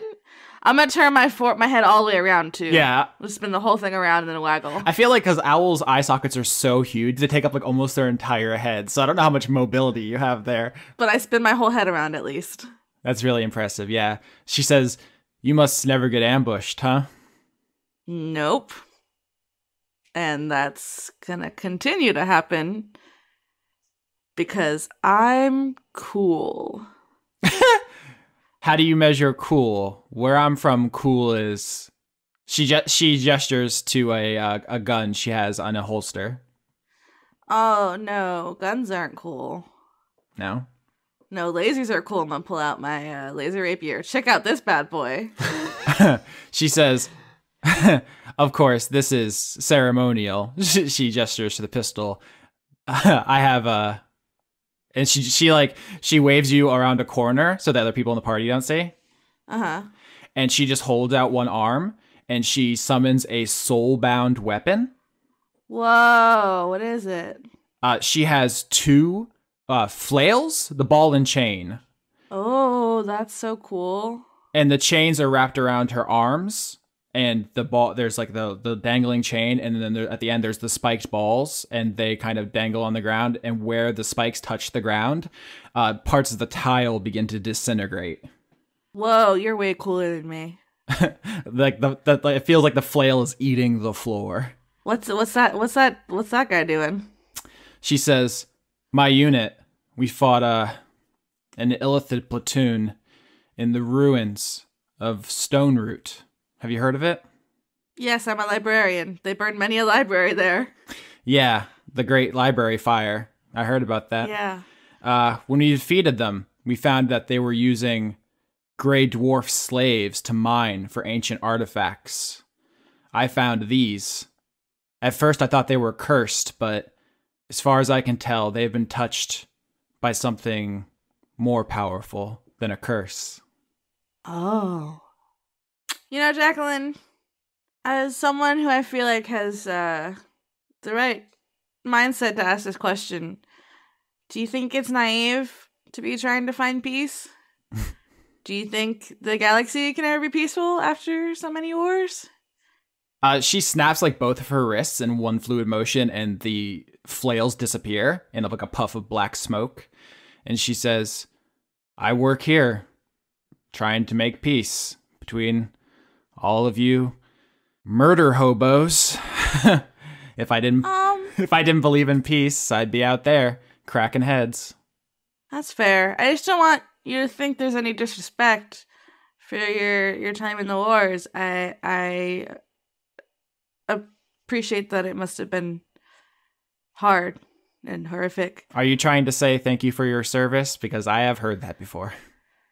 I mean, there's a little bit of that in there. I'm just saying, I don't want you to feel discounted because have a baby tadpole illithid on board. If you want to thank me for my service, don't let this fall apart. I'm gonna try. All right. I'm a librarian. It's what I do. All right. Dewey Decimal System. All right. Stay sharp, smarty. She ruffles the top of your head and walks back into the party. Oh, I love her too. She and Mothman. All right. Anybody else at this party? I want to actually, if I can catch Jacqueline before she like disappears too much into the party. Yeah. And I want to go up and say, Ambassador, Doctor. I need to ask you for like a little favor. I assume you've filled out favor form I-96? Of course. I have it on me at all times for this explicit reason. Good girl. In duplicate. Not triplicate? Gonna need that in triplicate. Anyway, go ahead. When we fill out the reports and everything about this situation, I want to be left off all the reports of this happening. Huh. To the rest of the Markov system, I don't want them to know that there is a Dr. Olivia Adler. She does have a dark past. Do you have something to hide, Dr. Adler? Don't we all? Some more than others. Enjoy the party, Ambassador. She kind of it's not a aggressive movement, but it's faster than you were expecting. She kind of takes you by the shoulder and pulls you towards her and whispers something in your ear. The look on Dr. Adler's face says everything, but I'm not going to say it out loud. It's a mystery for now. Fuck you! She know. I love the ending of Lost in Translation.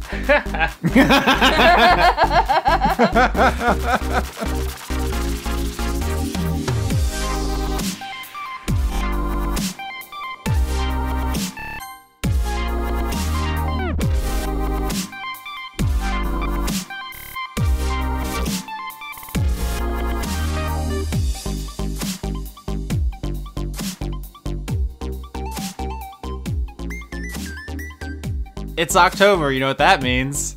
Ooh. I'm gonna suck that spooky dick. Yep.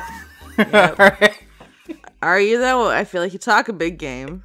Alright, you want to talk about credits for October 2018? Oh my god, is it 8? No, that can't be right. Is it 2018? Oh my god, it is. I'm so sorry about mortality. So music, that's the thing we gotta talk about, and then people who support the show on Patreon, that's another thing. Am I buying time to find my files? Yes, of course. Lauren, how are you? I'm ready for Halloween. I was gonna say death, but I said Halloween instead. Alright, that's not the right file. Why is Austin, you're not ready? I am ready. No, I have. Okay, here are the music credits for October. We have Your Reality, future-based remix from Doki Doki Literature Club by The Musical Ghost. We have Morning Thinker, an arrangement of Thinker from Armored Core 4 by Overclocked Remix. And we have The Sound of the Galaxy, an arrangement of Freedom's Progress from Mass Effect by Overclocked Remix. Thank you. Wow. I was ready. Yeah, you are ready. You're always ready. All right, you know what else I'm ready for? I'm ready for the executive producers for October. All right, the executive producers for October 2018 are... Boo, it's spooky. Boo. Boo is not an executive producer. No, I was trying to scare Lauren. Thanks. Joseph Tombrello. Extellaris. Random One Person. Jade's Nasty Mothman fic. Trapped in Austin's Boyfriend Brig.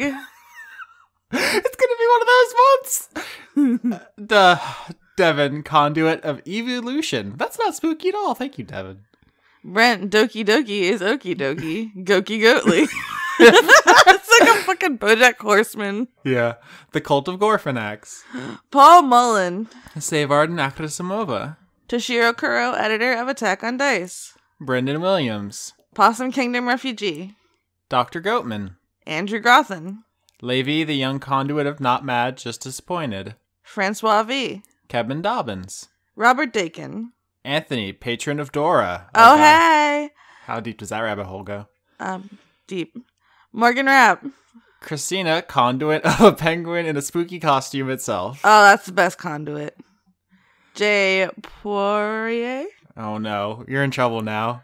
What'd I do? You're in trouble. You messed the whole name up. I feel like it's Poirot, but instead of Poirot, it's Poirier. I don't know. I'm sorry. They like it when we mess it up. It doesn't make them sad at all. Jesse Roshan. Anime Jesus. I feel like there's a contradiction there. I feel like Jesus would be disappointed in anime. There's an anime with Jesus in it. It's really good. Oh yeah, you keep trying to get me to watch that. fucking watch it. Andy Harkins. Kaylee Scherer. Drowned Summer on Twitch. Oh, okay. I'm just gonna put that's your. I hope.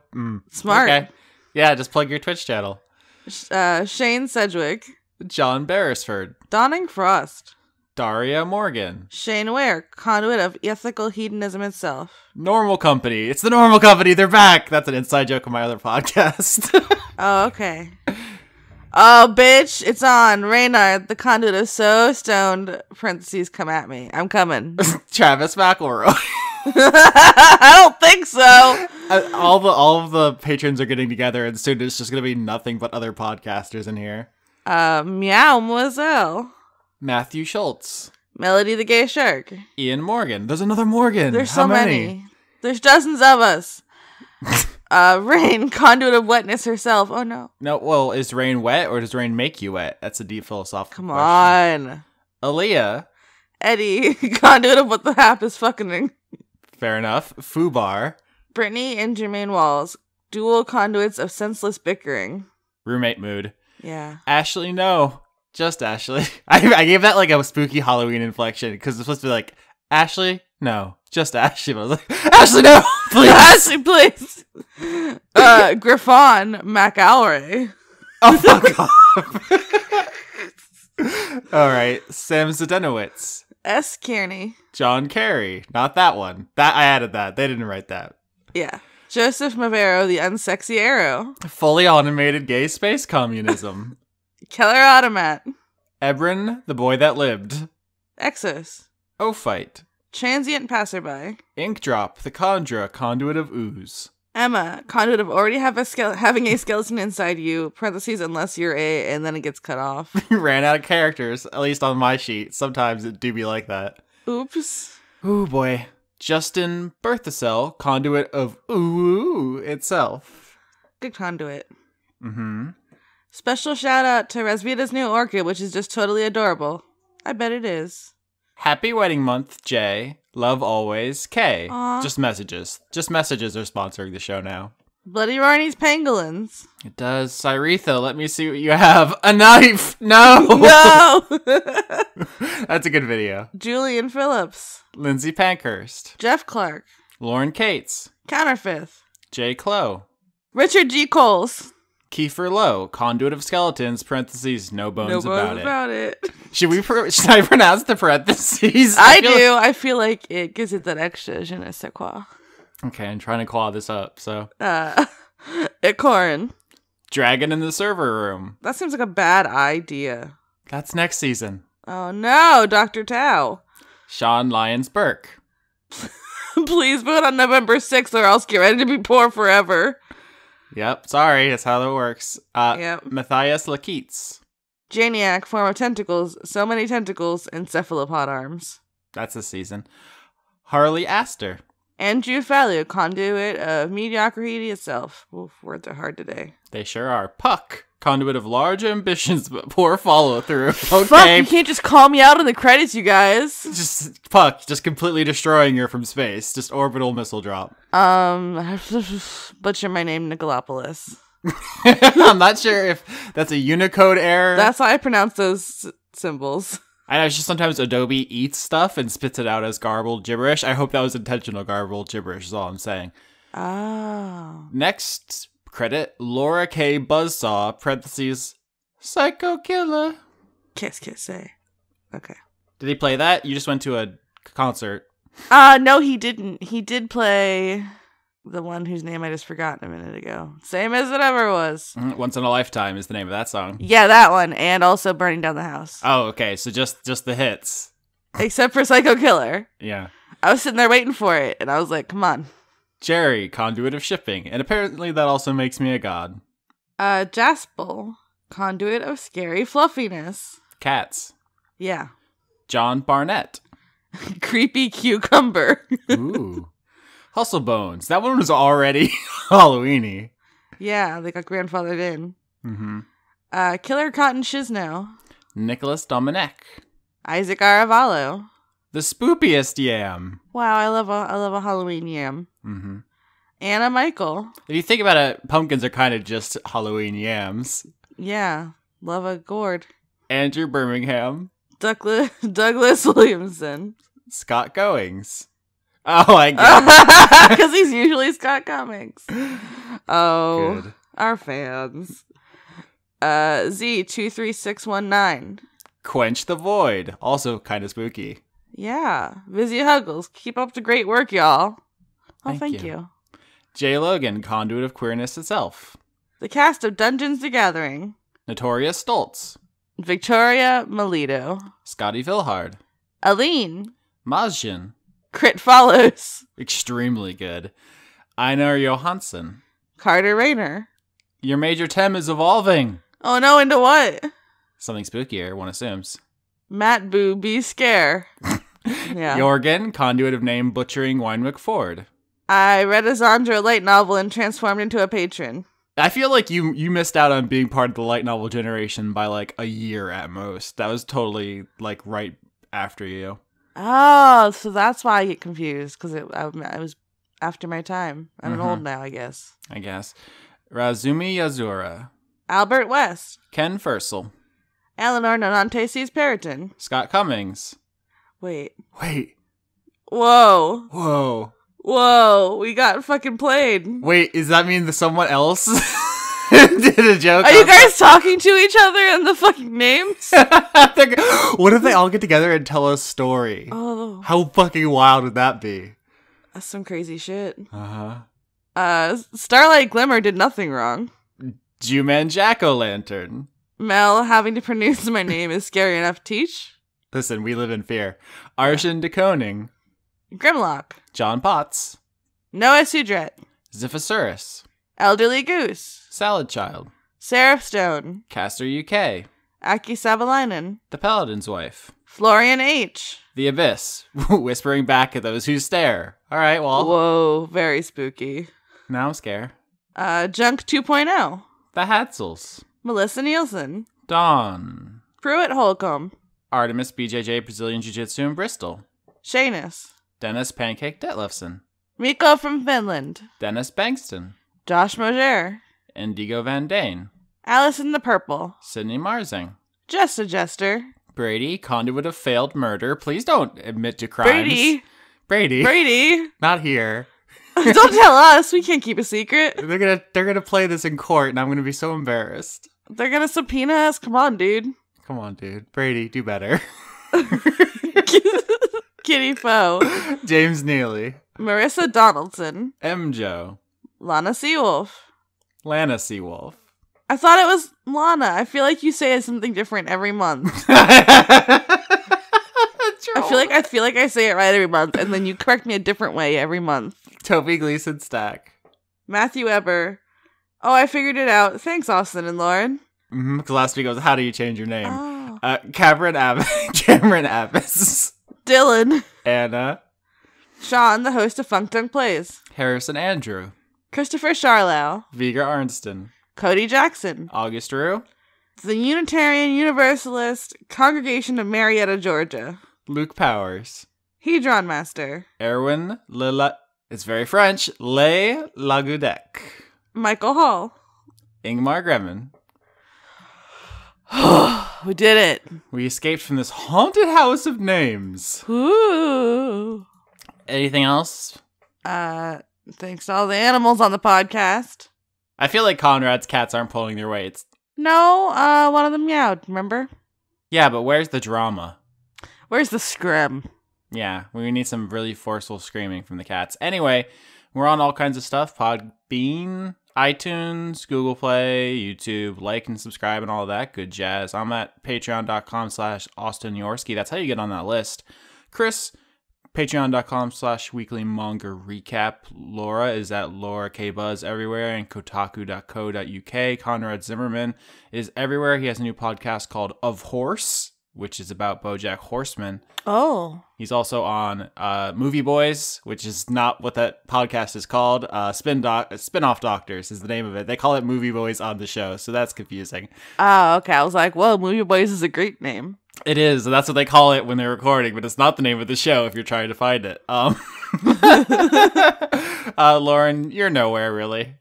I'm just on Twitter. Yell at me. Please don't yell at me. Please, she's sensitive. Please, my Lauren, she's very sick. Yeah, I am. Sketch.bandcamp.com/sketch.